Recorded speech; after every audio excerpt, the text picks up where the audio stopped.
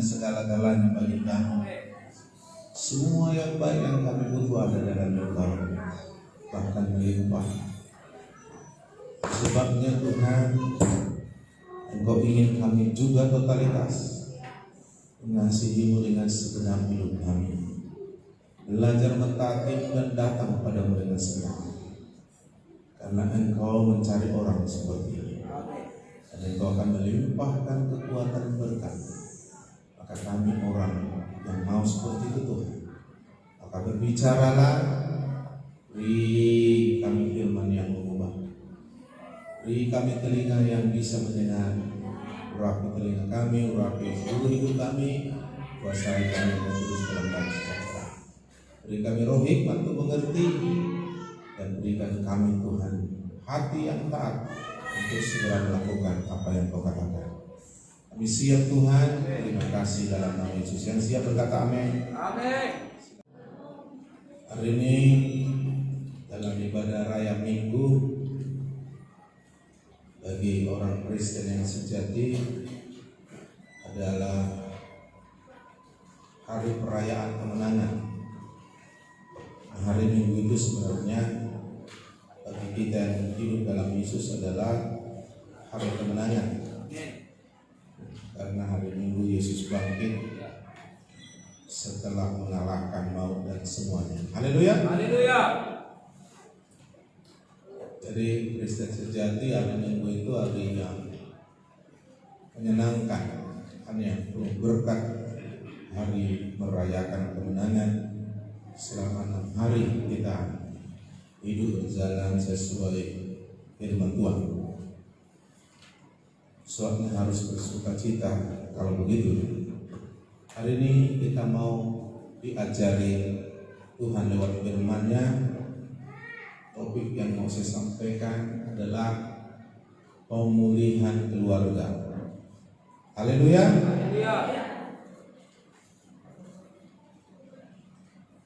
Pemulihan keluarga itu terjadi setelah pemulihan pribadi dalam keluarga itu. Dari pemulihan pribadi akan berkembang menjadi pemulihan keluarga, dan dari pemulihan keluarga maka lanjut terjadi pemulihan gereja. Nah, gereja terdiri dari keluarga-keluarga. Dari pemulihan gereja maka gereja siap menjangkau, menuai jiwa-jiwa bagi kerajaan Allah. Inilah gereja yang berdampak. Inilah gereja yang bertumbuh memuliakan Tuhan, yang bisa dipakai Tuhan menjadi alatnya di muka bumi. Sebabnya kita sebut IPDI pemulihan IRC, sebab kita tidak bisa menjadi Impact Restoration Church, gereja yang dipulihkan berdampak. Haleluya. Kalau tidak dipulihkan dulu. Jadi IRC itu singkatan dari Impact, artinya pengaruh, dampak. Restoration itu pemulihan, church itu gereja. Jadi gereja dipulihkan lalu berdampak. Tapi sebelum gereja berdampak, dipulihkan, maka dimulai dulu dari pemulihan pribadi, lalu pemulihan keluarganya, barulah terjadi pemulihan gereja.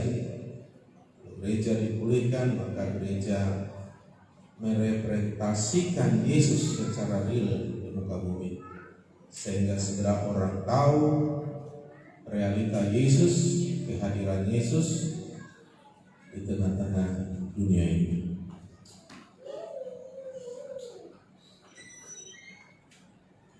Dulu pada waktu Tuhan menciptakan keluarga,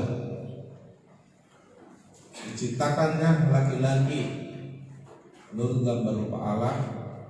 Kejadian 1 ayat 26 dan 27. Diciptakannya perempuan menurut gambar rupa Allah. Jadi mereka diciptakan seperti Allah. Lalu Tuhan menjodohkan Adam dan Hawa, laki-laki pria pertama. Lalu Allah langsung memberkatinya. Disebabnya pernikahan Kristen harus dibawa di hadapan Tuhan untuk diberkati. Itulah pemberkatan nikah kudus yang sering kita lakukan dalam pernikahan Kristen. Diberkati sebagai suami istri dimulai dari awal pernikahan. Lalu Tuhan mau beranak cucu, bertambah banyak. Jadi anak cucu dari orang yang diciptakan Tuhan menurut gambar rupa Allah. Jadi suami gambar Allah, istri gambar Allah, dijodohkan, diberkati menjadi suami istri, jadi keluarga. Waktu diberkati, maka Tuhan juga ingin mereka bermultiplikasi, bertambah banyak melalui pernikahan, beranak cucu bertambah banyak. Maksudnya beranak cucu bertambah banyak gambar Allah, bukan beranak cucu asal lahir manusia. Hanya Tuhan pernah kecewa karena manusia tidak tahu lagi tujuan pernikahan. Beranak cucu banyak orang dan sembarangan. Berkembang bertambahnya manusia pada zaman Nuh, Tuhan menyesal. Bukan itu tujuannya pernikahan. Pernikahan zaman Nuh itu asal-asalan. Coba loh. Bahkan ada yang menikah laki-laki dengan laki-laki, wanita dengan wanita, dan ada juga dengan binatang. Marah Tuhan. Makin padat penuh bumi dengan banyak orang manusia. Tuhan marah. Bukan ini. Bukan bertambah banyak saja, harus bertambah banyak gambar Allah.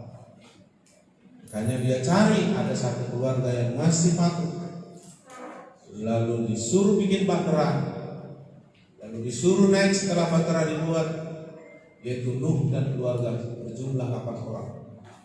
Lalu dibinasakan semuanya dengan air bah. Lalu dimulai dari satu keluarga yang mengenal dan mengerti mendengar firman Tuhan. Jadi ini tujuannya Tuhan beranak cucu bertambah banyak. Logikanya itu apa saudara punya anak 13 tapi semua rusak? Lebih bagus satu tapi mantap, menyenangkan Tuhan, menyenangkan orang tua, menyenangkan masyarakat dan bangsa. Itu maksud Tuhan. Maka di ayat 26 dikatakan, di 28 tadi dikatakan, Allah memberkati mereka, itu pernikahan pertama. Mereka itu ada dan Hawa menjadi suami istri. Lalu Allah berfirman pada mereka, beranak cuculah setelah berkati. Beranak cucu bertambah banyak, penuhi bumi, taklukkanlah itu, berkuasa atas ikan-ikan di laut, burung-burung di udara dan di atas segala binatang yang merayap di bumi. Diberikan kepada manusia, dan manusia itu diberikan kemampuan untuk memelihara, memenuhi bumi, menaklukkan, menguasai. Lalu sekarang kan kebalikan. Ya, kebalikannya kita banyak menderita karena bumi ini, oleh gempa, banjir, longsor, kekeringan, tofan, badai. Seharusnya tidak begitu. Kenapa? Karena yang diberi Tuhan otoritas menguasai bumi dikalahkan oleh iblis melalui bujukannya melanggar firman. Lalu sejak itu iblis mengambil alih dunia ini.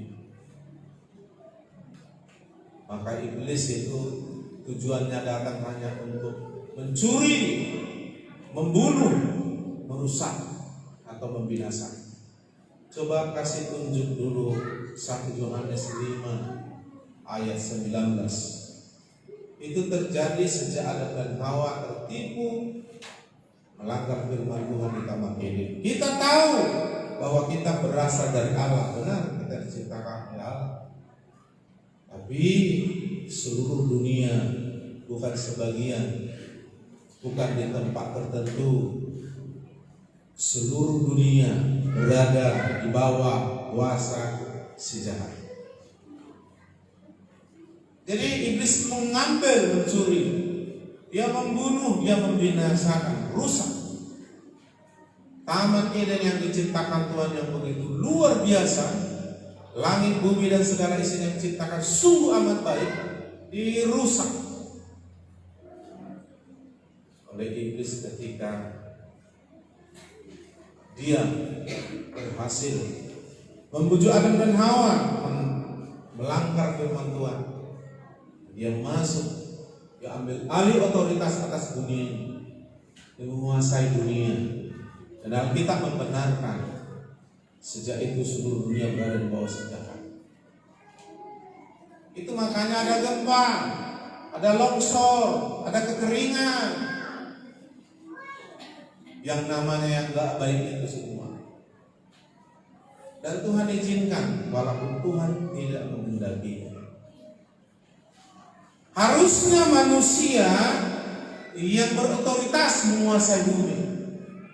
Bahkan yang memberi nama semua binatang itu adalah manusia itu. Jadi kalau kita baca Kejadian pasal 1, pasal 2, manusia betul-betul menguasai dunia dan segala isinya. Tuhan kasih perintah, jangan kau makan buah pohon pengetahuan baik dan jahat, karena kau nanti mati. Itu gambaran jangan kau lawan perintah. Semuanya boleh, tapi jangan kau lawan perintah. Itu inti daripada itu bagi kita. Lalu diserahkanlah, ditempatkanlah manusia itu di Taman Eden. Taman Eden adalah tempat yang paling indah dari ciptaan semuanya yang sempurna itu. Taman Eden itu nanti bisa kita lihat seperti apa di surga. Tapi seperti itulah dulu di muka bumi. Karena bumi ini diciptakan seperti gambar surga. Makanya kita disuruh berdoa, datanglah kerajaanmu, jadilah kehendakmu di bumi seperti surga. Karena dulu di bumi ini seperti di surga. Tuhan ada di surga, Tuhan ada di bumi. Maka diserahkanlah Taman Eden itu kepada Adam dan Hawa. Disitulah tempatnya, tempat yang terbaik yang Allah ciptakan bagi manusia. Memelihara, merawat Taman Eden. Dan manusia itu diciptakan gambar Allah, punya kemampuan yang hebat, namanya anak. Kalau anak Raja Wali pasti bisa terbang seperti induk Raja Wali. Demikian anak Tuhan, dia seperti Tuhan, bukan Tuhan tapi seperti Tuhan. Seperti bapaknya. Itu cocok bagi anak. Saudara yang dikasih Tuhan, dan mereka gak tahu saya berpuluh juta tahun berapa kan? Karena belum ada kematian sebelum Adam dan Hawa berdosa. Belum ada kematian, itu kekal. Upah dosa kematian. Jadi kalau kita baca Kejadian pasal 1, pasal 2, gak tahu kita berapa puluh juta tahun ini. Dan Adam bisa, Adam dan Hawa bisa merawat Taman Eden, tempat diamnya mereka di muka bumi. Taman Eden itu luasnya seluas negara Iran dan Irak. Hebat. Dan dia menaklukkan, menguasai bumi. Karena nggak ada yang jelek dulu di muka bumi. Nggak ada Kejadian 1 pasal 1 pasal 2 harimau, mangsa, kancil, buaya menerkam rusa ketika minum di tepi air nggak ada itu. Tapi ketika Adam Hawa jatuh dalam dosa, iblis berotoritas, manusia diperbudak oleh dosa, terpisah hubungan dengan Allah. Setan si jahat itu menguasai bumi. Nah, makanya banyak hal yang dosa. Tapi Tuhan datang menjadi manusia, namanya Yesus. Ya tebus, dia beri kesempatan kedua bagi kita untuk kembali dipulihkan seperti semula rencana Tuhan. Maka ketika kita bertobat, percaya terima Yesus sebagai Tuhan Yesus, mengikut Dia, pemulihan itu sedang mengalami proses. Supaya kita kembali seperti Adam dan Hawa sebelum jatuh dalam dosa, dengan kualitas seperti Allah. Dan saudaraku, iblis sudah dikalahkan. Lalu dia berkata kepada murid-muridnya dalam Matius 28 ayat yang ke-18, segala kuasa di bumi di surga ada padaku. Hanya saja perlu anak-anak Tuhan menghadirkan kerajaan Allah di muka bumi. Perlu anak-anak Tuhan menjadikan Yesus Tuhan Raja dalam hidupnya, supaya kerajaan Allah hadir di muka bumi. Karena Yesus datang membawa kerajaan Allah, makanya dia memberitakan kerajaan Allah kemana-mana. Dan Yesus rajanya, dan Yesus sudah memiliki segala kuasa di bumi di surga. Dia sudah menang. Sekarang kita disuruhnya berdoa meminta supaya kerajaannya datang di bumi. Supaya lewat kerajaannya di bumi yang datang, kehendaknya jadi.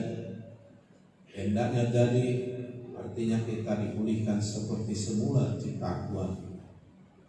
Artinya supaya kembali bumi yang diserahkan kepada Adam dan Hawa kembali lewat anak-anak kerajaan Allah di bumi untuk kembali menguasai bumi. Maka datanglah firman-Nya dalam Matius 28 ayat yang ke-19. Pergi, jadikan semua bangsa murid. Anak-anak kerajaan Allah murid Tuhan ini akan menghadirkan kerajaan Allah, pemerintahan Allah. Lalu iblis tidak berhak, tapi yang ada adalah Yesus 100% yang sebagai raja berotoritas. Maka terjadilah kehendak Tuhan di bumi persis seperti di surga. Lalu terjadilah pemulihan. Haleluya. Sebabnya visi-misi gereja kita menjadi gereja yang membawa kerajaan Allah di muka bumi. Nah, itu dimulai dari pemulihan keluarga. Tapi sebelum pemulihan keluarga, harus ikuti dulu standar keluarga yang pulih. Adam gambar Allah menjadi suami. Laki-laki yang menjadi suami dalam keluarga harus gambar Allah. Wanita yang menjadi istri dalam satu pernikahan harus gambar Allah. Artinya si pria harus dipulihkan menjadi gambar Allah yang akhirnya disebut itu suami. Si istri harus dipulihkan gambar Allah. Anak-anaknya harus lahir sebagai gambar Allah. Maka kembalilah kepada Kejadian 1:28. Diberkati, beranak cucu, bertambah banyak, penuhi bumi, taklukkan. Orang-orang seperti ini akan kembali berotoritas di bumi seperti Adam dan Hawa dan keturunannya. Karena semula Tuhan merancangkan demikian. Tapi sekarang apa yang terjadi? Nah, Yesuslah solusi. Yesuslah yang akan membuat ini terjadi. Jadi harus dipulihkan. Maka saya tidak setuju pernikahan itu asal-asalan. Sembarangan menikah dengan berbagai macam alasan. Padahal pernikahan itu tujuannya adalah memperbanyak gambar Allah, untuk Allah memakai mereka berotoritas atas dunia sesuai dengan rencana Allah semula bagi pernikahan. Kejadian 1:28. Banyak pernikahan gagal menerima berkat Allah meskipun mereka dibawa ke gereja untuk dinikahkan, karena mereka tidak menyiapkan diri untuk itu. Menurut Yesaya 59 ayat 1-2, dosa kesalahan kita yang memisahkan hamba sehingga Tuhan tidak bisa melakukan apapun, apalagi memberkati. Hanya banyak pernikahan maju di hadapan Tuhan yang Maha Kudus dengan dosa yang belum diselesaikan. Saja pendeta bertanya, apakah kamu sudah punya istri atau suami? Apakah kamu menjaga kekudusan sebelum dinikahkan? Sudah pernah berhubungan seks sebelum dinikahkan? Mereka bilang, belum pernah Pak, aman semua. Tapi Tuhan kan tahu. Lalu mereka maju di depan pendeta, lalu mereka minta diberkati seperti Adam dan Hawa memberkati pernikahan. Gagal. Nah, dosa pasti menghambat. Lalu berjalanlah pernikahan ini, tapi tidak seperti polanya Allah, tidak seperti gambar Allah. Makanya kebanyakan pernikahan gagal. Bukan karena tidak ada uang, bukan karena tidak ada anak, bukan karena kurang ganteng, kurang cantik, bahkan bukan karena ada masalah.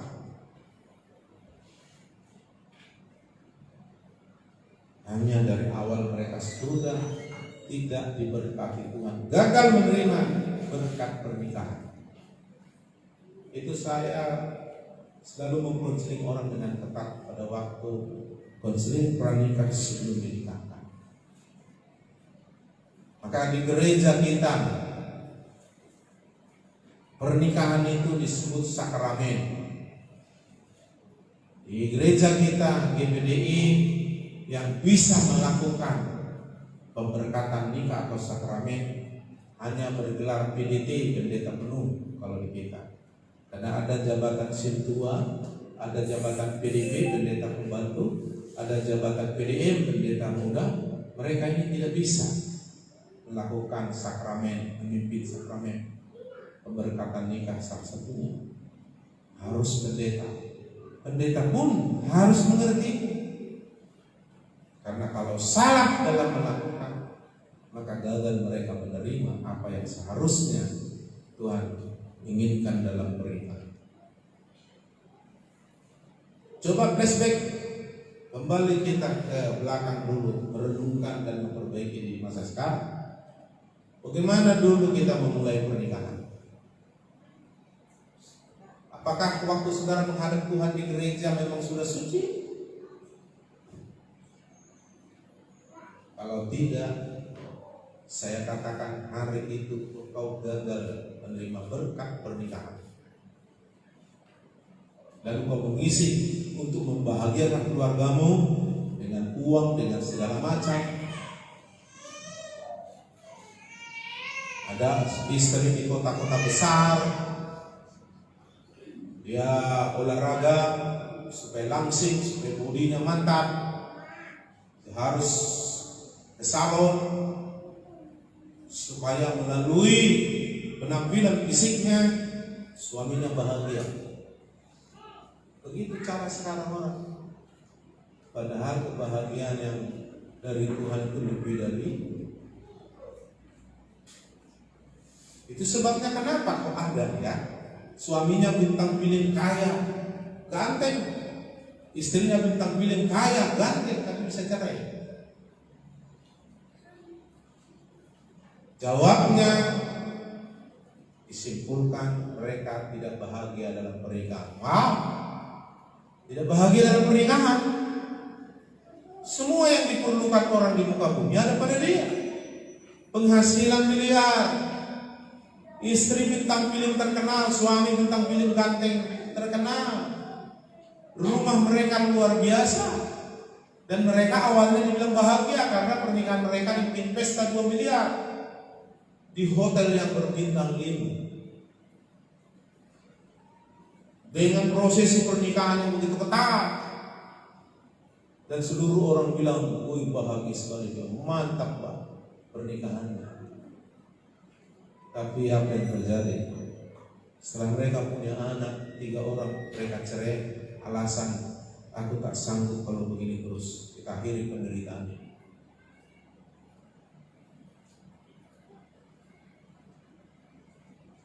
Kebahagiaan yang dari dunia itu seperti asap, sebentar real, sebentar hilang. Kesuksesan orang di muka bumi kalaupun berusaha seperti bunga, bentar dia mekar, wis cantik kita semua lebih, bentar sore udah lagi gugur. Seperti itulah kesuksesan, seperti itulah kebahagiaan yang kita dapat dari dunia. Tapi kalau dari Tuhan, hari lepas hari bertambah-tambah indah, bulan lepas bulan, tahun lepas tahun, bahkan sampai selamanya. Puncaknya di surga. Haleluya. Makanya dalam Yesus waktu mengajar banyak orang tentang prinsip kebahagiaan, tidak satupun kata di situ berbahagialah engkau kalau anakmu hebat-hebat, general dan sebagainya. Gak salah itu, tapi tidak. Atau berbahagialah kau karena hartamu bertambah-tambah melimpah ganda. Tidak. Tak ada kata materi di situ. Yang ada berbahagialah kalau kau sabar, lemah lembut karena kau akan menguasai bumi. Berbahagialah orang yang suci hatinya karena melihat Allah. Itu semua.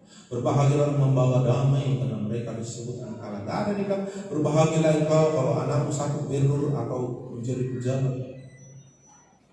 Kebahagiaan seperti itu sebentar, seperti bunga yang mekar.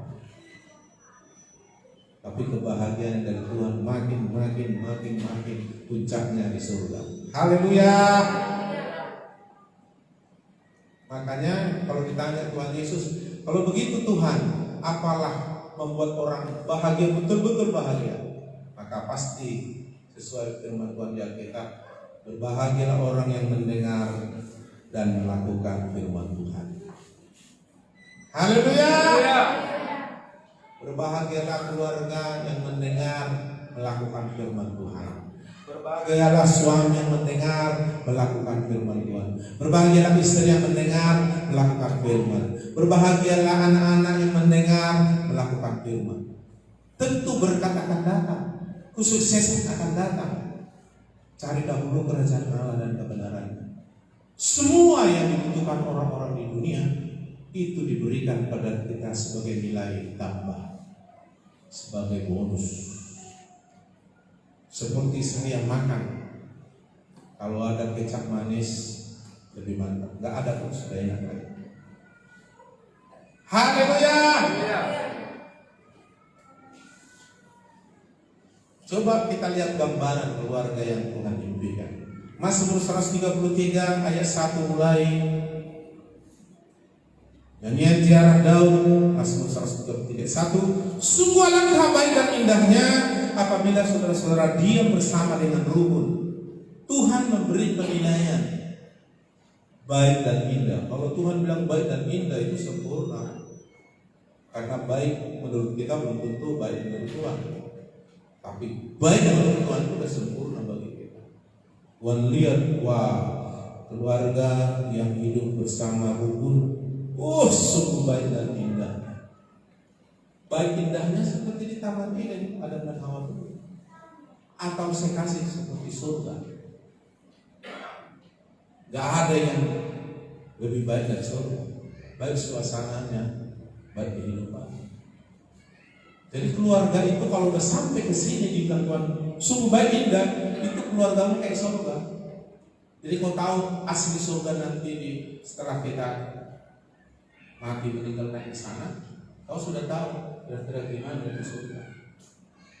Karena kehadiran surga datang ketika kerajaan Allah turun datang memerintah atas keluarga kita. Seperti itu. Rukun. Apabila saudara-saudara diam bersama dengan rukun, hidup bersama dengan rukun. Rukun itu artinya damai sejahtera. Rukun itu artinya harmonis. Haleluya. Harmonis itu gak mesti sama, tetapi harmonis itu bisa beda, tetapi membawa keindahan. Contoh, ini gitar, talinya ini ada 6, ya kan? Ini kecil, makin besar, makin besar, makin besar, makin besar, pada 6-nya besar di atas.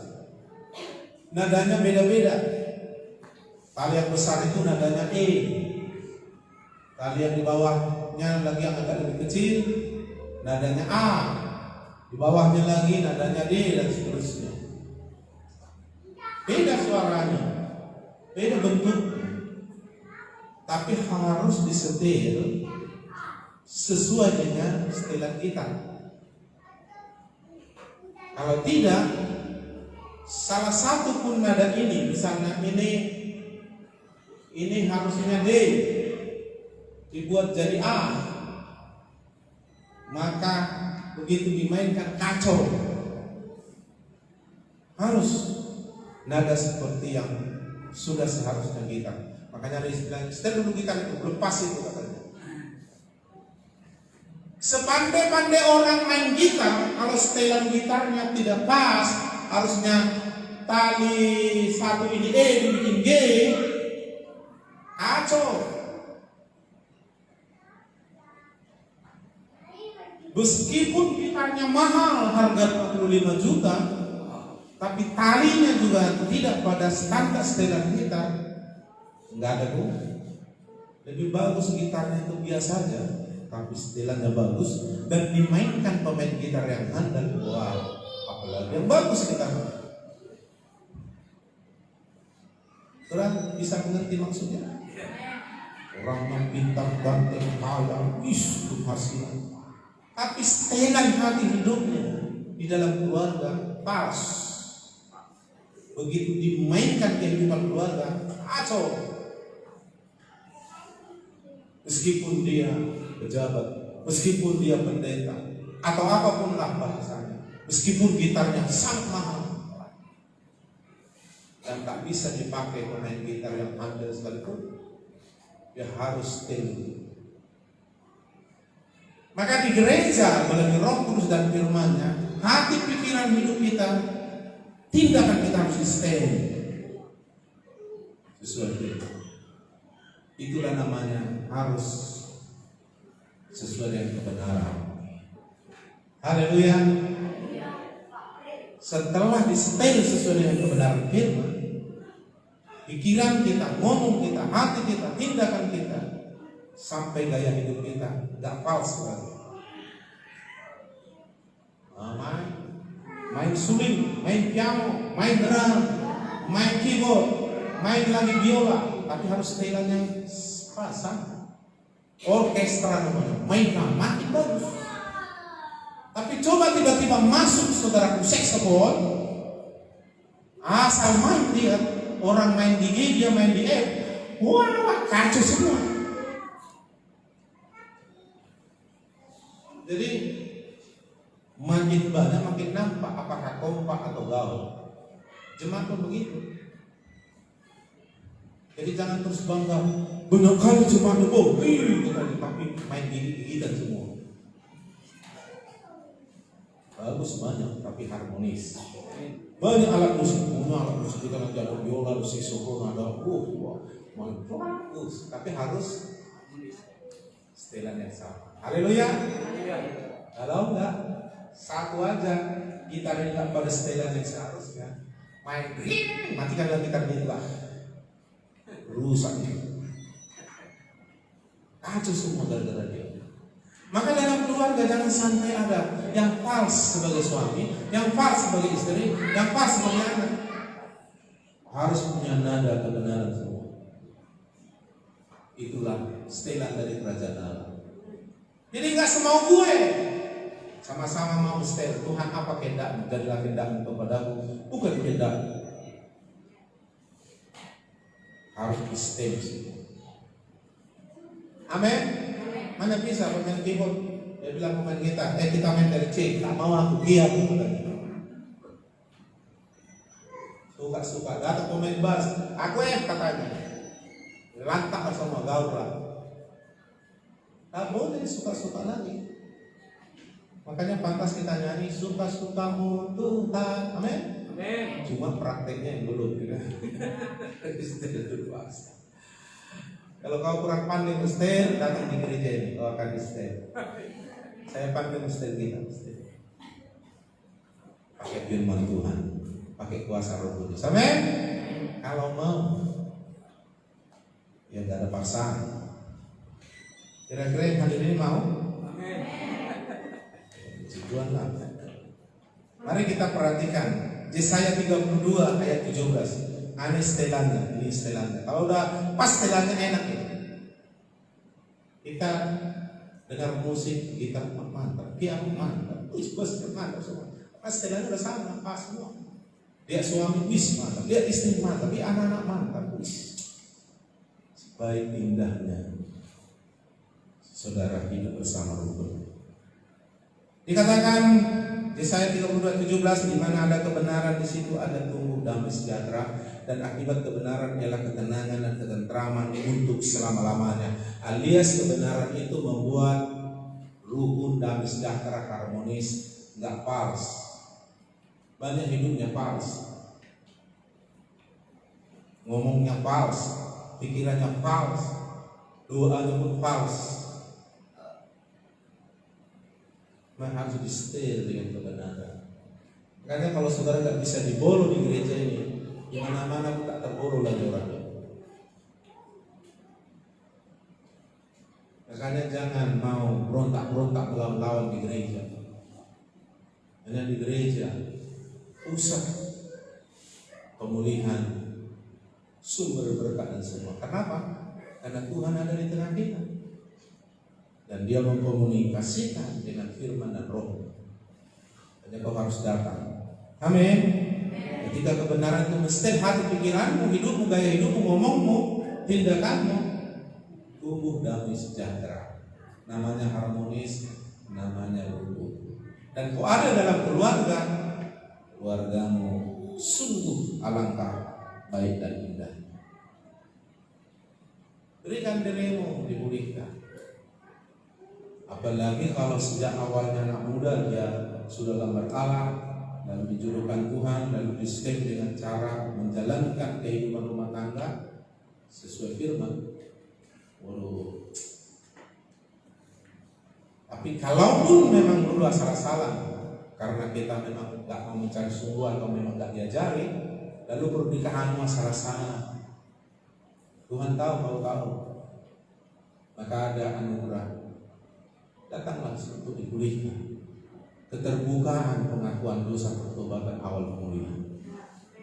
Datanglah, terimalah firman, kembalilah di-setel hati, pikiran, perkataan, bahkan sampai kepada perbuatan setel, sehingga selaras dengan kebenaran dan tumbuh dalam sejahtera. Namanya rukun. Dan kalau sudah rukun, wow, apa yang terjadi kalau rukun? Dikatakan minyak turun dari kepala terus ke bawah semua. Minyak itu urapan. Urapan itu kuasa Tuhan yang menghancurkan belenggu masalah, beban yang membuat tidak bahagia, tidak indah. Minyak itu juga memberi kemenangan dalam menghadapi masalah. Minyak itu juga menyembuhkan. Makanya sering orang patah tulang kasih minyak menyembuhkan. Apalagi minyak dari Tuhan. Dan minyak itu saudara mengangkat. Jadi raja diangkat oleh Saul, Nabi Samuel dengan mengurapi dengan minyak. Tuhan mengurapi mulai dari kepala suami semua sisi. Meskipun banyak masalah kelemahan, banyak tantangan, pengurapan yang dari Allah itu membuat kita menang lebih dari kemenangan, membuat kita berhasil mengalahkan sifat lama, kebiasaan buruk dan sebagainya, bahkan tantangan.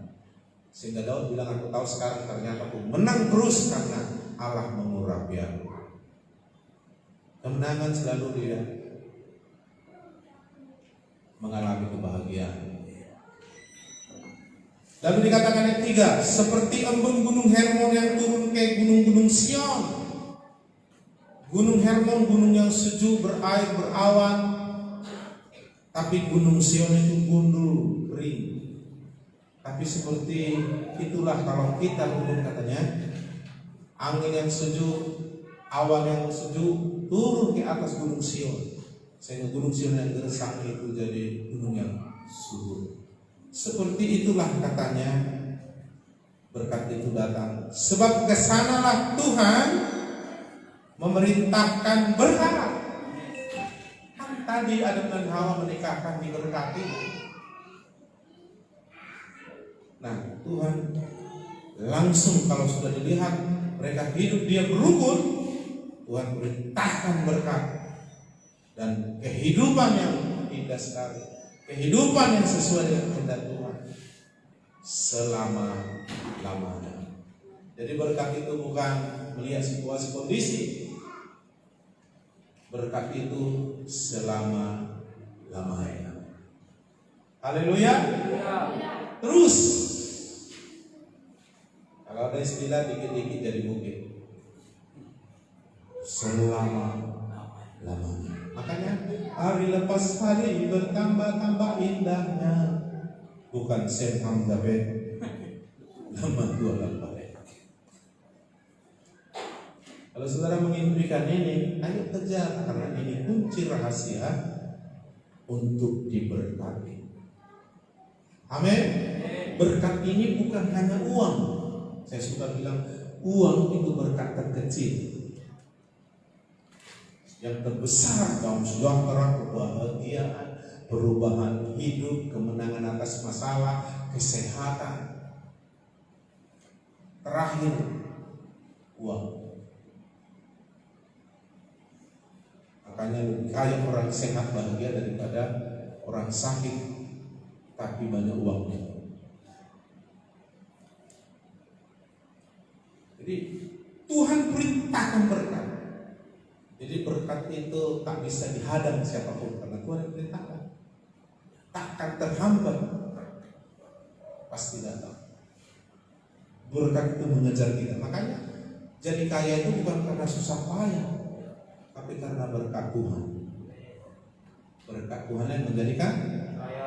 Tapi orang benar ditaruh Tuhan berkat itu, dikejar, diperintahkan berkat. Kesana kau.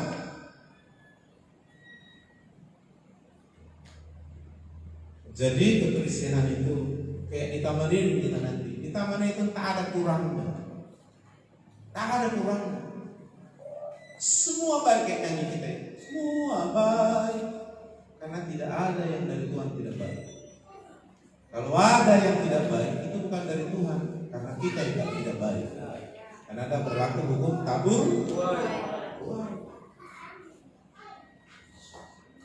Jadi kalau ada orang bilang tak ada yang senang susahnya di muka bumi, benar. Tapi Tuhan ciptakan surga di muka bumi. Di mana itu? Bukan di Bali, bukan di Parapat, atau di mana? Di dalam keluarga Kristen. Kerajaan Allah datang hendaknya jadi di bumi. Sungguh alangkah baik kita.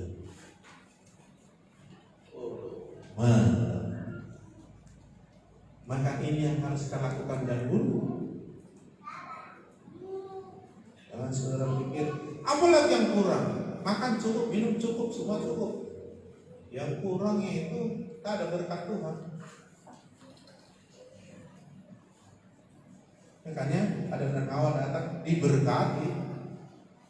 Dan bukan hanya waktu itu, tapi selama-lamanya diberkati. Di sini katakan Mazmur 133. Amin. Nah, kalau saya buat prediksi dari Alkitab ini, berarti keluarga Kristen setelah bertobat dipulihkan keluarga, berarti keluarga Kristen semuanya kaya. Apa? Kenapa? Karena Yesus sendiri bilang Yohanes 10:10, aku datang untuk memberi hidup supaya kamu mempunyai kelimpahan. Ini juga bilang berkat itu datang diperintahkan Tuhan, bukan 1 bulan lalu bulan depan panceklik. Trek berkatnya belum itu. Selama-lamanya. Coba tampung air, walaupun airnya kecil, tampung dia selama setahun, bisa danau. Maaf, saya bukan mau menyakini. Kalau kau miskin saat ini, kau harus dapat uang dengan tipu sana, tipu sini, bohong sana, bohong sini. Itu jebakan iblis. Nah, ada juga orang kaya, tipu sana, tipu sini, halalkan semacam. Akhirnya terjebak cinta uang. Cinta uang akar dari segala. Dan oleh uang belokkan imannya, dan uang menyiksa dia dengan berbagai penderitaan. Itu kata kita. Tapi uang itu sebagai berkat itu menjadi hamba yang baik melayani. Manusia kadang-kadang belum tentu siap melayani kita. Tapi kalau uang yang sudah jadi berkat Tuhan bagi kita, ini hamba yang paling baik melayani. Saya bisa bilang begini, bangunkan dulu lantai 3, dibangun ya. Hei, ganti mobil dari showroom, Fortuner seri terakhir. Kalau kau manggut-manggut, Bapak, ini kami sepeda motorku, belum tentu kau mau. Tapi kalau uang, nah, siap Pak.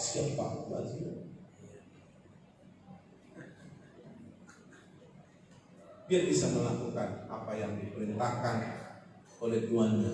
Siapakah Tuannya? Anak Tuhan yang diberkati. Amin. Kita suruh. Makanya tunduk tak sama Tuhan, semua akan tunduk tak padamu. Jadi ini gambarannya. Bukan maksudnya kalau begitu Pak, di rumah aja lah kita berdoa, tak usah kerja, sawit tak usah diurus. Bukan itu maksud saya. Melalui pekerjaan itu Tuhan memberkati, amin. Tapi bukan pekerjaan itu yang menentukan, berkat Tuhan yang menentukan. Haleluya. Maka Tuhan bilang apa saja diperbuatnya. Dulu diprediksi banyak orang di padang halaman waktu mula-mula kita merintis gereja dan banyak masuk ke gereja kita. Semua orang bilang di sana, kalau kamu nanti jemaat GPD Pemulihan itu, miskinlah kamu dibikin pendetamu itu, karena kamu diajari memberi, miskin kamu, sok-sokan. Uang pas-pasan, bilang pendeta, jangan jualan hari ini, kau nggak jualan hari ini, mampuslah kamu. Yang membilang itu yang mampus saya. Jemaat kita diberkati. Haleluya. Haleluya. Jadi setel lah ya, suami-suami harus setel. Kalau belum pandai kamu setel, pakai firman Tuhan sendirian, di sini kita setel. Jangan pals. Banyak suami pals. Asal ngomong dia beli istri, asal ngomong dia palak anak-anak. Istri juga begitu, asal ngomong dia baru tak begini. Orang marah aja udah terjadi, dia dibilangin. Apalagi anaknya, palas anaknya. Disuruh beli gula datang 3 jam, palas. Suruh sekolah, pergi dia main game, palas. Oh, kayak mana kalau mendengar nyanyian yang bagus tapi suara keras kosong, katanya kan? Jadi jangan pas ya. Anda harus pakai firman Tuhan yang mesti. Setelah pikiranmu, setelah setelah hatimu, setelah ngomongmu, setelah tindakan puas, damai. Mari kan ada di rumah tanggamu. Istri kamu ini soal bilang ini anak lebih harmoni, suara 1, 2, 3 mantap kali. Sungguh alangkah baik ini. Saking tertariknya Tuhan langsung bilang, berkat, pergi ke sana. Berapa lama? Selama-lamanya. Tidak kita nyanyi, aku bahagia yakin teguh. Amin. Saya percaya Tuhan sanggup melakukan firman. Dan dia berkata, langit bumi bisa goncang, firman-Ku akan tinggal tetap, dan apa yang dikatakan akan terjadi. Haleluya. Dan kalau itu kita terima dalam diri kita, pasti terjadi. Lakukan bagianmu, Tuhan pasti lakukan bagianmu. Ayo kita kerjasama dengan Tuhan Yesus untuk memulihkan keluarga kita. Nah, mulai dengan ini, mulai dari ini. Kalau ini udah bisa, yang lain gampang. Mulai dari berat. Haleluya. Kalau kau udah bisa mengangkat 100 kilo, dikasih 10 kilo ya gampang lah. Yang paling berat ini kalau dalam keluarga. Kalau kau mau mentaati Tuhan. Efesus 5 ayat 22. Efesus 5 ayat 22. Hai istri, tunduklah kepada suamimu seperti kepada Tuhan. Makanya kenal Tuhan, kayak mana sih Tuhan itu? Sehingga kau bisa manifestasikan bagaimana tunduk sama suami. Seperti pada Tuhan, titik, ada kemana titik. Jangan Jangan bilang aku mau tunduk Pak asal dikasih banyak uang belanja. Enggak ada itu. Titik. Jangan tambah-tambahin. Tidak dia gitu. Kita ini kan suka melihat orang dulu baru kita. Nanti kita dibilang orang Farisi. Selumbar di mata orang kau bilang balok di mata tak positifkan. Jadi makanya firman itu harus sendiri dulu, jangan ke orang. Cocok kali dengan saksian, cocok kali. Enggak usah dulu orang lain, cocok kali sama aku juga. Amin. Jadi istri tunduk hormat sama suami seperti kira-kira ibu-ibu sini udah bisa? Bisa? Berani kan? Karena ini borat ini. Borat. Kalau menyanyi apa boleh lah Pak. Jika pun cari lompat pun walaupun tua oke lah. Tapi ini borat. Apalagi suami tanda kutip banyak kelemahan. Kalau yang lain mau lah Pak. Kalau yang ini jangan dulu Pak. Kalau mengusut oke lah mau mengusut. Tapi ini jangan dulu Pak. Makanya gak jadi-jadi pulih kau sebagai istri. Walaupun kau rajin gereja, bahkan melayani di sini, bukan ukuran. Mana ibu-ibu, hormat tanduklah suamimu, bukan hormat tunduklah. Seperti makanya contoh keluarga yang diberkati di muka bumi itu contoh keluarga Adam, keluarga Abraham. Ini orang beriman, bapak beriman. Tahu kamu si Sarah itu, makanya wanita paling diberkati karena anaknya 4 generasi diberkati. Sarah itu kalau manggil Abraham, atau agak sopan sedikit, bapaknya si Ishak enggak begitu. Kalau sopan, apalagi tapi dia manggil Abraham itu Tuhan. Dia wanita gambar Allah. Kalau ini ibu-ibu sudah bisa lakukan, apalagi di tengah-tengah suami yang kurang baik, kau akan dipulihkan dan kau akan dipakai Tuhan memulihkan suamimu. Istri yang beriman menguduskan suaminya, atau sebaliknya suami yang beriman menguduskan istrinya. Harus melakukan pribadi supaya nanti menular pemulihan ini kepada keluarga. Haleluya. Kalau kau sudah menjadi terang, maka semua kegelapan di rumah makan diterang. Ini paling berat. Bahkan si Hawa pun tak melakukan itu. Begitu udah dimakan buah pohon pengetahuan baik dikasihnya sama si Adam, makan juga. Lalu Tuhan datang, mereka break, rondo orang itu sembunyi. Lalu Tuhan panggil, mereka datang. Lalu ditanya, kau makan buah itu ya? Ditanya sama si Adam. Si Adam pun begitu, bukan aku Tuhan, istri kau kasih. Nah ini lah, dosanya si Adam begini. Sekarang kan suami kan begini. Udah gara-gara kau ada anak ini gini kan. Jadi cari kambing hitam. Lalu ditanya sama si Hawa, ya Hawa, kau makan? Udah itu Tuhan.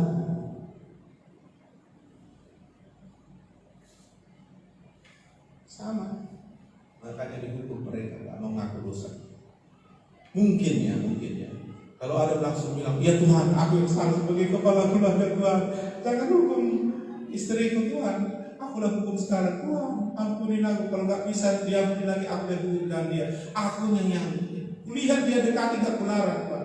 Aku nggak tegas Tuhan, malah dikasih langsung kuantum Tuhan. Mungkin lain cerita. Tapi ini enggak. Si Hawa yang kau kasih itu Tuhan. Kan kau kasih itu loh, dia makan. Dia yang tusuk, dikasih aku makan. Hawa, kenapa kau makan? Ular itu Tuhan, coba nggak ada ular itu. Jadi itu nggak ada ular, memang kerja ular. Aku nopoi kan. Akhirnya habis mereka. Ibu sedang taman ini. cari makan susah. Kutuk kepada Hawa setelah jatuh dalam dosa, dan itu yang dialami oleh wanita kalau belum dinikah, mengandung susah, melahirkan susah, dan ditindas suaminya karena ingin menguasai suami, tidak mau tunduk sama suami. Itu maaf, saya bukan membela istri suami. Kalau kau suka ditindas suamimu, kenapa masih punya sifat Hawa? Saya ngerti ini dulu waktu anak pertama Katrin lahir. Ibu ini sudah kesakitan jam 7, mulai jam 12 malam, akhirnya jam 7 pagi, akhirnya saya larikan waktu itu kaki kisaran, lalu lahirnya nanti kata dokter jam 12 malam. Sementara dia udah tahu udah sakit. Saya bolak-balik tanya, dokter belum bisa melihat anak ini lahir, nggak bisa Pak. Mungkin bisa normal, tapi kita tunggu nanti jam 12 malam. Kalau nggak bisa lagi operasi. Tapi ibu udah minum saya, baru anak pertama. Terus saya Tuhan gimana? Akhirnya saya ingat ayat firman Tuhan yang pernah saya baca, ingatan Roh Kudus.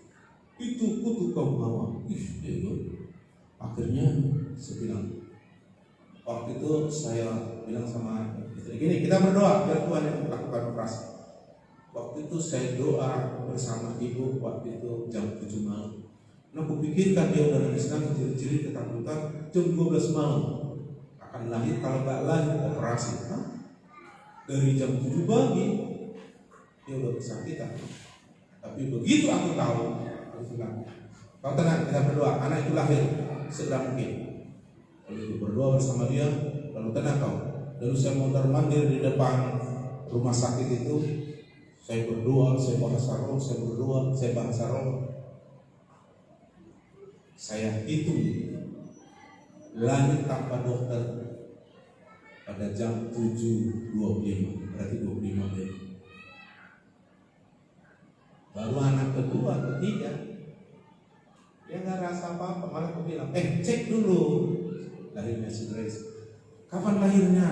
Ya, iya hari ini menurut bidan. Dia sendiri nggak tahu kalau hari itu lahir. Tapi udah disiapkan semua, lalu dipanggil lah, bidannya datang. Iya Pak, hari ini udah ada disiapkan anak, udah. Jadi ada 2 kamar, di situ lagi bawa istri saya di rumah. Bidannya datang, saya di kamar sana. Oke, saya tinggal, saya doa di situ. Lahir begitu cepat. Ya, nggak seperti yang awalnya. Haleluya. Itu luar biasa. Nah, cuma jangan sampai dosa yang lain. Istri itu tak kenapa suka kali dia kalau suaminya patuh tunduk sama dia. Ya Pak, ya Bu, bos. Suka kali suami dia. Lalu dia bikin nanti pengurus sama temannya. Kau bahagia kali ya, suamimu baik-baik. Ya, kalau suamiku, aku bilang itu. Lalu datang apa lagi? Nanti apa? Suaminya suami dibilang ibu itu makanya sukses. Kau pun pula harus mau sesuatu katanya. Sama. Yang kepala itu suami, bukan istri. Dan kembali kepala ke bawah, kaki ke atas, kembali. Makanya aku bilang ini paling berat. Hormat sama dan tunduk sama suami itu berat. Terus, ya kan berat kan? Kalau bagi yang anak gadis belum ngerti, nanti kasih menikah kau. Apalagi suamimu gak bertobat, kau lawan dia ditinju. Gak laku tinju ditelang. Gak laku diadukan sama mamanya, datang mamanya, ceraikan aja, banyak perempuan. Gitu. Padahal di gereja tak bisa cerai kecuali kematian. Dia tabrak semua, memang gak bertobat, gak mau mensetel hidupnya. Makanya jangan, aku lihat istri-istri kalau kau punya suami, kemana garisnya sekarang? Kau punya suami gak bertobat, ngeri kau. Kalau waktu ingin mendapatkanmu baik-baik ya, kalau bulan bintang gila, udah dapat, udah bisa tinggal lagi kau seperti kau katakan sama hancur hatimu, sakitnya hati.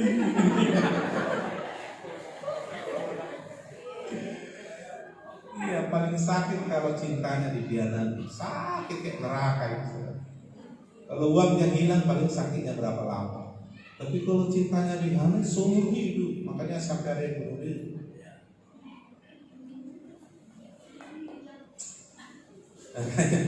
Kamu jangan sempat. Jadi kalau mama mau bilang, bertobat, udahlah berada sama Tuhan sama udah benar. Tapi Pak, aku cinta kali, matang cintamu itu. Kalau cinta dia kenapa ditampilin kau? Yesus cinta gak ditampilin kita kan? Ditebus kita, pulihkan kita, berkati kita. Nah jadi itu ya, ingat ini nasihatnya, harus gambar Allah, gambar Allah.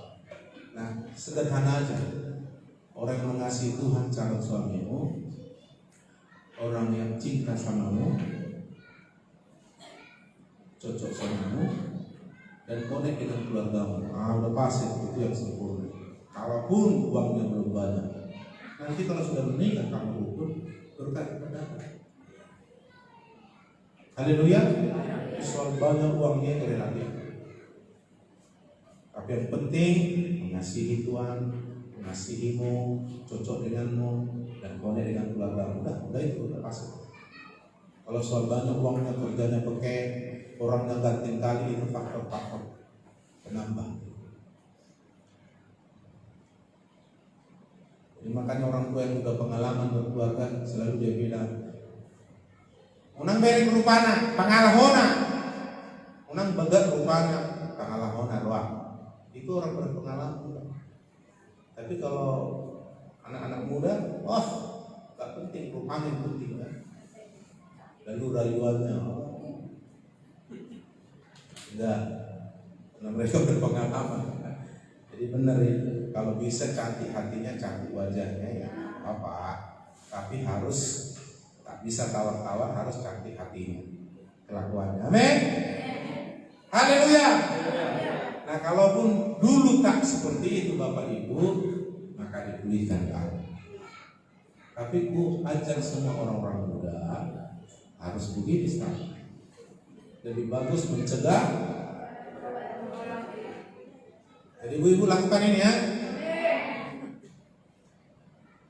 Kalaupun nggak langsung bilang iya Tuhan, nggak gitu, makanya kelakuannya lah. Tiap hari pun hormat gitu kan. Hatinya yang penting. Yang penting kelakuannya hormat dan tunduk. Jangan kasih koma ya. Ibu-ibu jangan kasih koma ya. Pak, iya aku hormat tunduk seperti sama Tuhan. Kalau jangan ada kalaunya. Pokoknya udah titik, lakukan. Kau akan dipulihkan dan kau akan membawa pemulihan. Yang selanjutnya ayat yang ke-23, karena suami adalah kepala istri sama seperti Kristus adalah kepala jemaat, dia yang menyelamatkan tubuhnya. Lalu sama suami. Ayat 25, hai suami, kasihilah istrimu sebagaimana Kristus telah mengasihi jemaat dan telah menyerahkan dirinya baginya. Ini yang paling sulit sama suami. Kalian lihat gampang, tapi ini sulit. Ada suami memberikan nyawanya pun berani, tapi hidup mengasihi istrinya itu tidak gampang. Itu paling sulit. Suami mengasihi istri sekualitas seperti Yesus mengasihi jemaat. Gimana itu? Maka suami belajar gimana Tuhan Yesus mengasihi. Bagaimana sampai menyerahkan nyawa untuk keselamatan jemaat. Jadi suami itu harus sampai nyerahkan nyawa supaya istrimu dipulihkan. Kalau uang gampang ya kan, ada juga memang gak sulit kan, harus sampai serahkan nyawa. Haleluya. Artinya tak ada lagi direct mengasihi seperti Tuhan Yesus mengasihi. Itulah suami mengasihi istrinya. Itu yang paling sulit. Saya sendiri masih belajar berpuluh-puluh. Di rumah aja kadang-kadang dibentukkan, aku pakai AC itu nggak mau kan.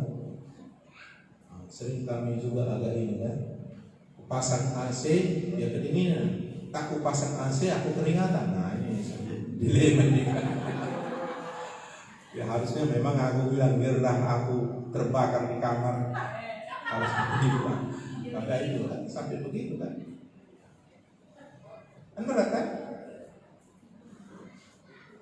Jadi aku akhirnya belajar sampai titik seperti Yesus memberikan nyawanya untuk keselamatan jemaat. Begitulah suami. Ngeri kan?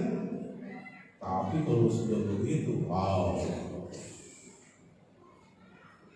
Istri yang bagaimanapun cerewetnya pasti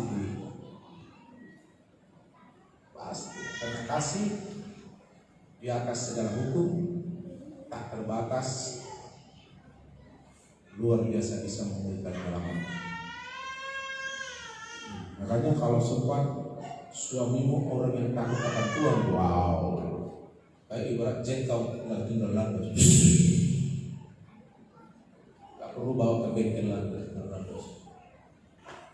Tapi untuk mendapatkan itu, harus kerjasama dengan Tuhan melalui firman. Ya kalau sudah begitu, suami dipulihkan dengan bukti sudah belajar mengasihi istri selevel Yesus mengasihi sampai berani memberikan hidup nyawanya. Istri yang dipulihkan adalah istri yang hormat tunduk kepada suami seperti kepada Tuhan. Anak-anak udah pasti, kalau kucing nikah dengan kucing, pasti anaknya kucing gak mungkin kambing. Gambar alam menikah dengan gambar alam, pasti anaknya gambar alam. Itu maksudnya. Orang beriman menikah dengan orang beriman, anaknya akan segera beriman. Iya kan? Gak mungkin saudaraku orang negro menikah dengan negro yang hitam, anaknya kayak orang Belanda. Kecuali penyakit kulit albino. Anak itu adalah hasil buah presentasi kedua orang tua. Makanya kalau bapaknya diberkati, anak cucunya berkasa diberkati. Amin.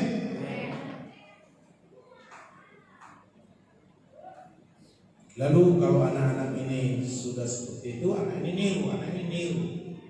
Peniru yang paling baik adalah anak. Makanya guru sekolah minggu, kau bilangin pun apa-apa sama anak-anak, tetap ditirunya kamu. Bukan apa yang kau bilang itu diikuti. Apa yang dilihatnya dari gaya itu ditiru. Hanya mengajar anak-anak, dengar firman Tuhan menurut bahasa Yunani, nggak masuk akalnya itu. Bagaimana kau mendemonstrasikan kasih kebenaran firman Tuhan, itu yang ditirunya. Sayangnya kalau yang salah itu yang salah. Anak peniru yang handal, ditirunya guru sekolah minggunya, ditirunya papa mamanya. Mantap. Saya ulangi lagi khotbah saya pernah saya khotbahkan. Kenapa ada anak-anak laki-laki dia tapi nalurinya perempuan? Karena ada laki-laki gitu kan, harusnya hey, hai, bisa bang ini lah.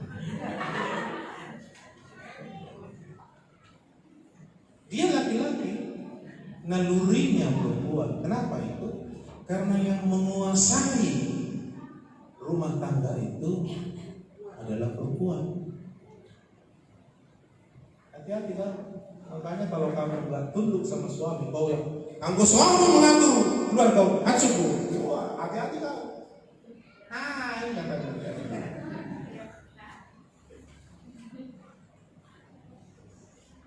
Apalagi suamimu manggut-manggut daripada rumah, betul juga ya menguat.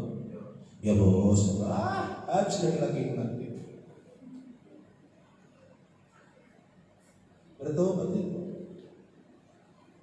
Atau ada anakmu perempuan, tapi nggak mau pakai rodeo. Apa?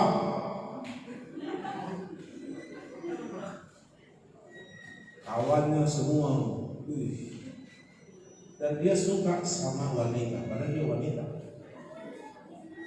Yang tadi dia laki-laki suka sama laki-laki, karena dia merasa dia laki-laki, dia perempuan. Ya. Yang hebatnya, yang lebih gawat lagi, tak ada peranan orang tua, suami istri, anaknya ngeri. Kalau istilah biologi biseks, dia boleh nikah sama perempuan, boleh nikah sama laki-laki. Kacau lagi. Nampaknya dia berjenggot. Tapi lain dan ngeri. Ini kacau banget.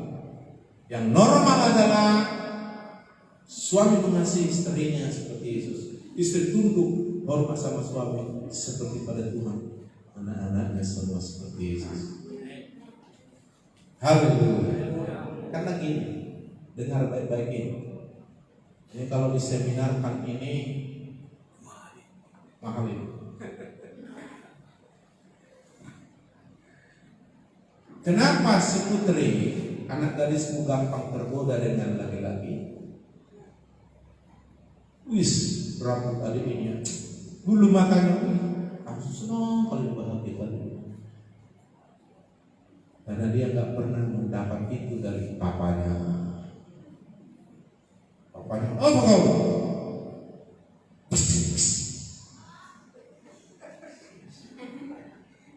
Begitu datang pria yang sedikit ganteng yang mata keranda, wih, adik manis, aduh, senyumnya manis kayak gula. Aku gantungkanlah hidupku karena dia membahagiakan hidupku. Titik-titik, bapakku, mamaku, tak bahagia. Diserahkan hidupnya. Padahal ini rencananya bukan baik. Ya. Tapi kalau dia sudah merasakan cinta sejati papanya terhadap istrinya, tahu dia digombal, gombal udah tahu aku, aslinya udah tahu papaku sudah memberitahu bagaimana cinta seorang pria. Papaku sudah membaca. Tak laku gombal-gombal sama dia. Sebaliknya juga laki-laki begitu. Nggak pernah dia merasakan kasih itu yang sejati. Kalau dia begitu dia orang wanita cantik, udahlah. Semua mau menjadi sering. Apalagi perempuan ini agak lembut dia sedikit kan. Pergi dia ke kopi kafenya si Sariten kan.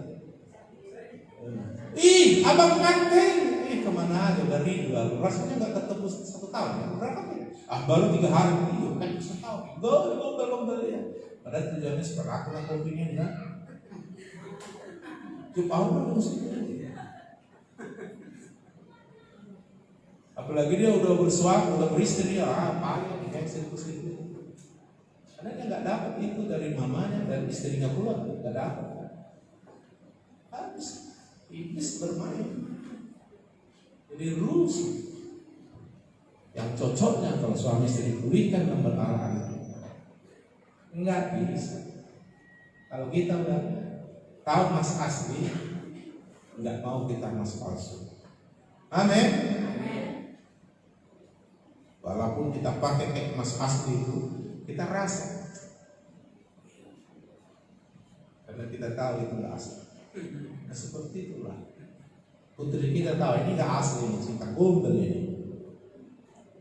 Anak muda kita, anak kita lagi-lagi, dia rayu, sini dia tidak pasti.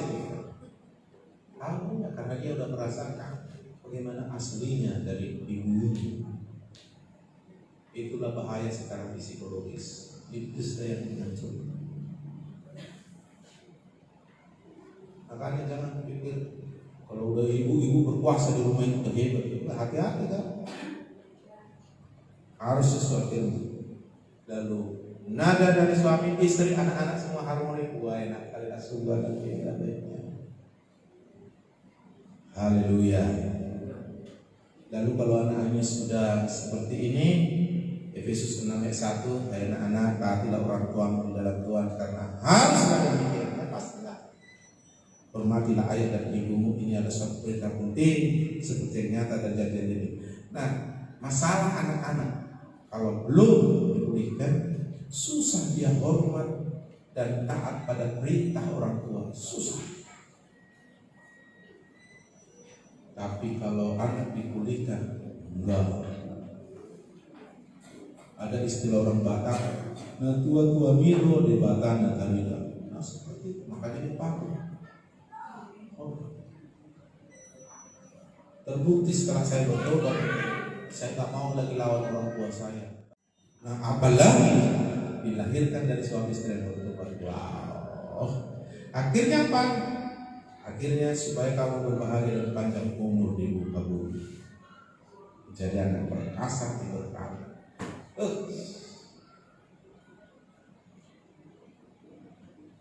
Jadi hubungan ini seperti ini. Efesus 5 ayat 32. Semua berasal dari di dalam Tuhan. Ya kan? Efesus 5 ayat 32, dengarkan ini baik-baik. Rahasia ini besar. Setelah berbicara tadi suami, istri, anak-anak, rahasia ini besar, tetapi yang aku maksudkan adalah hubungan Kristus dan jemaat. Jadi sampai seperti hubungan kita dengan Tuhan, seperti itulah realisasinya hubungan kita di keluarga. Haleluya. Jadi keluarga kita seperti keluarga bersaudara. Si anak lihat papanya itu kayak Tuhan, maka dia hormat taat. Istri melihat bapaknya itu seperti Tuhan, makanya dia tunduk hormat. Suami melihat anak ini seperti jemaat yang harus dikasihi, diselamatkan, istrinya juga sampai korban nyawa pun aku mau untuk selamat ini. Kalau begini sudah terjadi, bahagia seperti surga berkat datang. Ayo start lakukan ini. Kau dipulihkan, berkat akan datang. Maka tidak ada lagi keluarga Kristen yang miskin. Miskin kesehatan, miskin kebahagiaan, tidak. Sampai miskin harta. Semua kaya. Sampai bangsa-bangsa berkata kamu bahagia. Bukankah bahagia keluarga Abraham akhirnya? Sampai 4 generasi diberkati menjadi berkat dari bangsa-bangsa. Tapi ini tidak terjadi dalam satu malam, satu bulan. Tapi ini pasti terjadi. Mulai dengan menabur walaupun harus mencucurkan air mata. Iya kan? Nah Tuhan janji kalau kau selamat, kau di sisi rumahmu selamat. Mulai menabur, taburkan kebenaran yang mengubah dan setiap pikiran, mulut, perkataan, hati dan perbuatan. Tabur, walaupun menangis. Aku dulu menabur dengan berjalan terus sambil menangis supaya keluarga anakku, anak muda bertobat, supaya seluruh sesi rumahku diselamatkan, itu papa, mamaku, adik-adikku, abang. Bertahun-tahun saya menangis, berdoa, berkorban, tidak mau menunda walaupun disakiti, terus menabur, maju bergerak sesuai kebenaran, sambil menabur. Terakhir aku menua, semuanya mereka bertobat terima Yesus. Beberapa dari anggota keluargaku, aku yang membaptis mereka, aku yang mendoakan mereka penuh Roh Kudus, aku yang menghantar mereka jadi hamba Tuhan. Haleluya. Maka saya diberkati sesuai dengan Efesus 6. Berkati saya. Berbahagialah orang mendengar melaku. Jadi nggak peduli siapa duluan, karena Tuhan sudah janji dalam pemberian. Kau percaya kau dipulihkan, kau percaya kau diselamatkan, sisi rohmu akan menyusul. Asal kau berjalan terus hidup dalam kebenaran, walaupun ada cucuran air mata, teruslah menabur hidup dalam kebenaran. Ada waktu menabur, ada waktu menuai. Sebentar kau menangis, selamanya kau akan tertawa. Jangan kau sebentar tertawa, sebentar lagi kau menangis selamanya. Berakit-rakit ke hulu, kata orang pandai dulu, diajarin kami istri. Berakit-rakit ke hulu, berenang ke tepian. Bersakit dahulu, bersenang kemudian. Makanya orang muda jangan terus tuntut senang. Berjuang dulu. Kita di dalam Tuhan ada memang penderitaan dalam proses melakukan firman. Air mata menabur jalan terus, tapi tidak selamanya, sebentar. Baru selamanya kita akan bahagia. Amin, amin. Kalau udah tahu kau ini anak muda melengkapi diri, aku dulu gak pernah diajari, ya belajar sendiri ya. Jadi kamu udah lebih beruntung orang muda dengar ini. Kalau kau mau melakukan, kalau enggak sama deh. Ya, bagi orang-orang tua yang dulu belum pas jalannya seperti itu sejak pernikahanmu, datang masa depan. Ada anugerah ada kemudian. Saya yakin 5 tahun ke depan sudah berubah semua dalam segala hal. Kalau kita start hari ini, memang ini tidak terjadi dalam 1 bulan, tapi begitu kita lakukan, kita langsung merasakan ada beda. Amin. Mari kita